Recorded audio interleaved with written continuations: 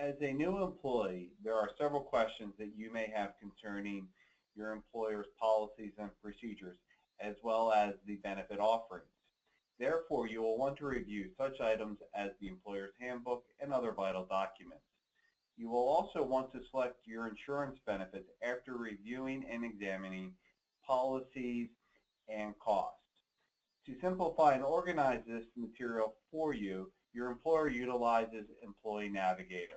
The following is a video demonstration on how to utilize Employee Navigator as a new hire. The very first thing that you will receive as a new hire is a welcome email from Employee Navigator. On the screen is an example of the email that you will be receiving. Contained in this email is a highlighted registration link that you'll need to click on to start the process. After you have clicked on the highlighted registration link, you'll be asked to provide information specific to you. So let me demonstrate how the system works for a new employee. So I've received the email. I'm now opening up and I'm going to click on the registration link. And it is going to open up for me. I'm going to select the username that I wish to have.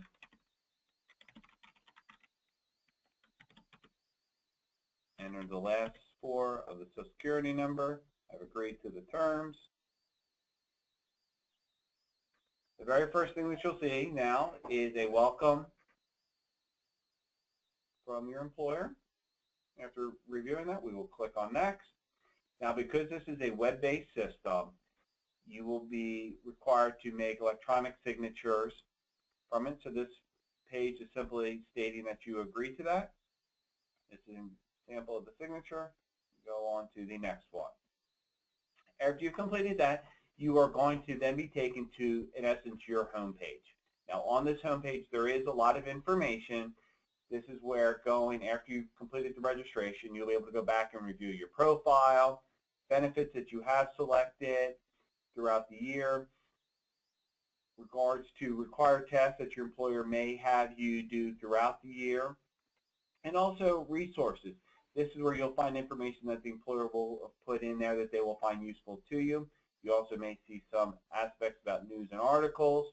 You're going to see information about who you can contact with questions about this system or with the benefits or information that you find contained within the system. You're also going to see some compliance information that is there for it.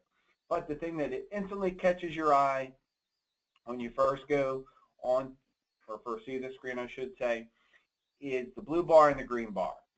The blue bar is, in essence, what your benefits are going to be. So we're going to start there. So the very first thing you do is click on Start Benefits. They're going to ask you to verify personal information. Now, your employer put in some very basic information. They wish for you to complete the rest and enter your address. And this is very important because all correspondence that the insurance carriers would be sending to you or that the company will have to refer to later on, it's going to be based from here. So we want to make sure that this is accurate. So we enter the information. Now the system is designed that if you do not enter the proper information, you won't be able to go forward to the next screen.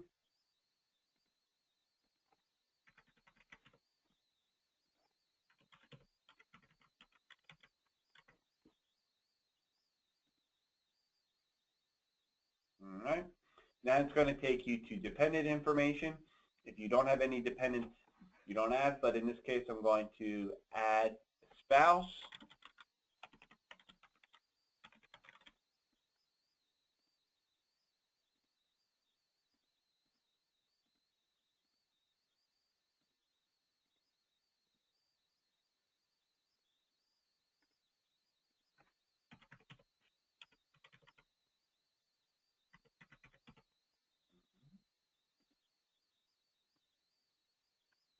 Okay, that's accurate. And now hit Save and Continue.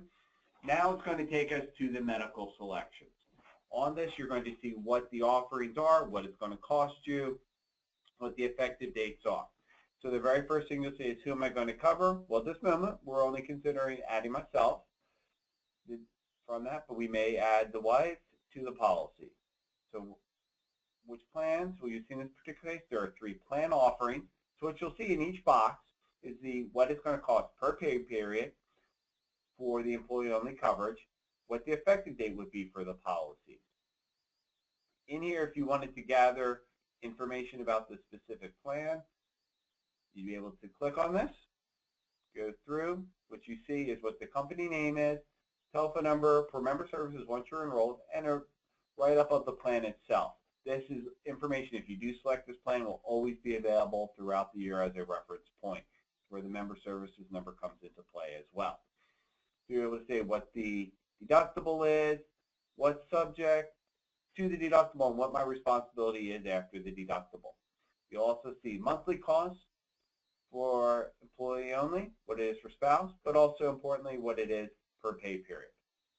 You're going to see what the eligibility is, what the termination date would be if employment is ended, and what is the age limits for children.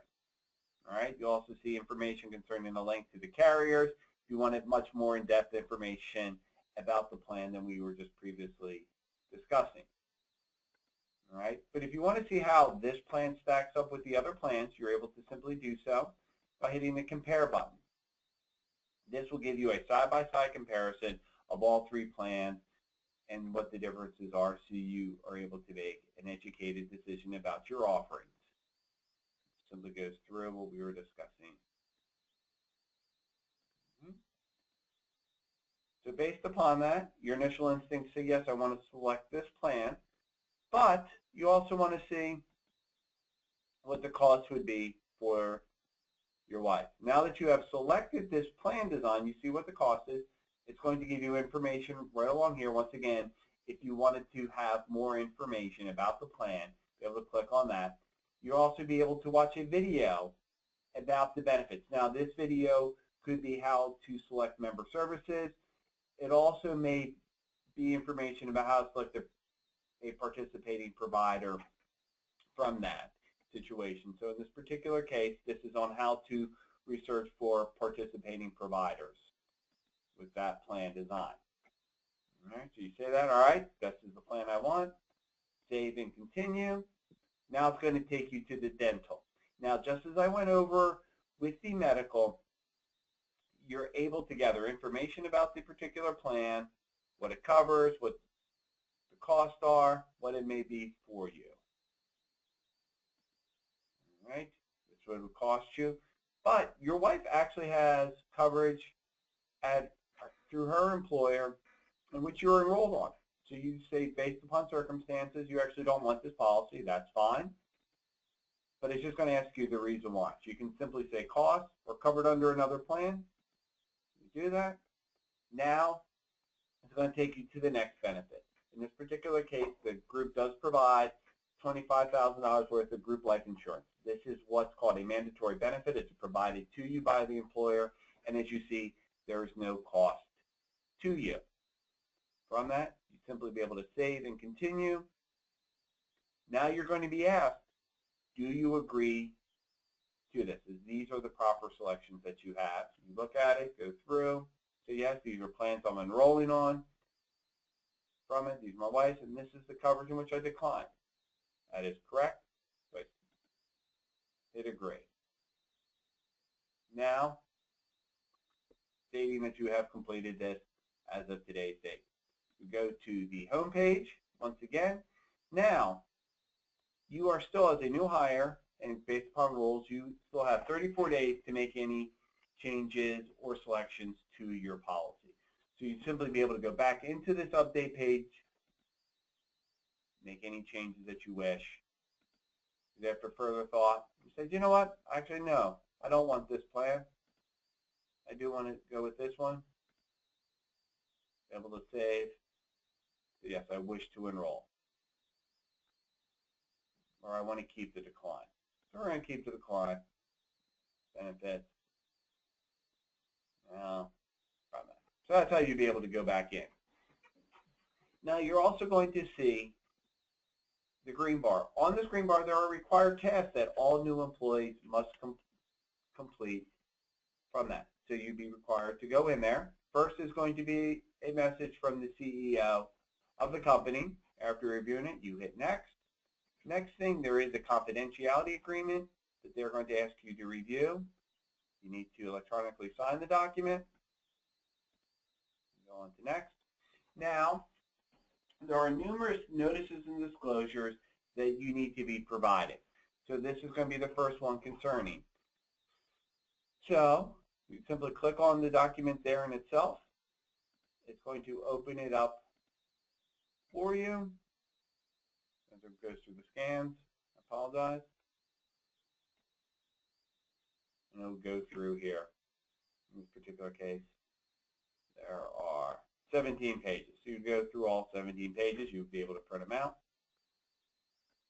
Now that you've opened it up, you now have the ability to say, yes, I have reviewed those documents. And it's going to tell you which day you did. Simply go to next. Now, while you have selected your group health insurance benefits, you do have the option of declining those benefits to select insurance coverage through healthcare.gov. This is an exchange notice stating what your rules and regulations are concerning those benefits in that situation. Right. Once again, just like the ERISA notices, once you've reviewed it, it gives you that opportunity to click yes and acknowledge.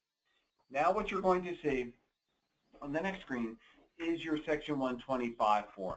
The Section 125 form is the form that you need to complete if you have selected medical, dental, or vision coverage or any other type of accident or critical illness benefit that you wish to have taken out of your portion taken out on a pre-tax basis. So you would simply click on this, open it, all right, fill out the information on the form because it's something that you are going to have to provide to your employer. You're then going to want to save it to your desktop.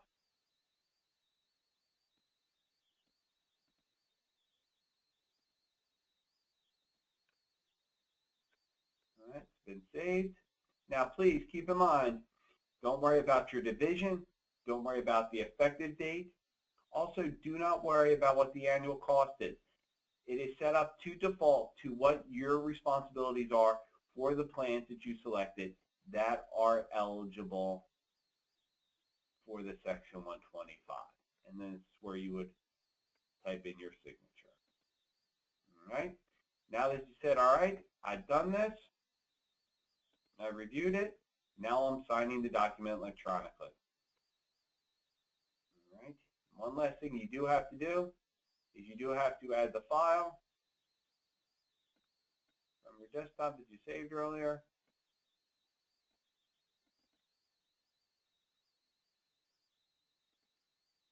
No. Now, you're also going to want to review what your rules and regulations are with regards to company policy. So you would see the employee handbook, just like we've done for the ERISA and the exchange notice. You're going to want to open that. Pulls it up. You've gone through the pages. All right, I've reviewed. Now we have finished. Now you're going to see all your required tasks have been done. Your employer may or may not have some other additional tasks that are in the system depending upon the specifics of that company. And if you did not finish one, this is where it would be. But now you are completed. You've done the required tasks. Now you wish to go back to the home page, your home page. You just simply click on your name, click on the home, and you're now going to see that green bar is gone. Anytime you log in during the year, and if you do see that green bar, it is going to let you know that material is there. Now, as I stated, once you've gone through the year, you'll be able to make changes, things along those lines under your profile. You'll be able to review your benefits. Also see required tasks and resources from that, such as important links, things that may be there from that. Now, also, what you will receive once you have completed your enrollment is you are going to receive a notice from the system congratulating you on that your enrollment has been completed and give you information that you may want to log on as we go forward. But this is just a demonstration with regards to how to use Employee Navigator as a new hire. If you have any questions, please always refer to your HR manager or your point of contact within the company. Thank you very much and have a good day.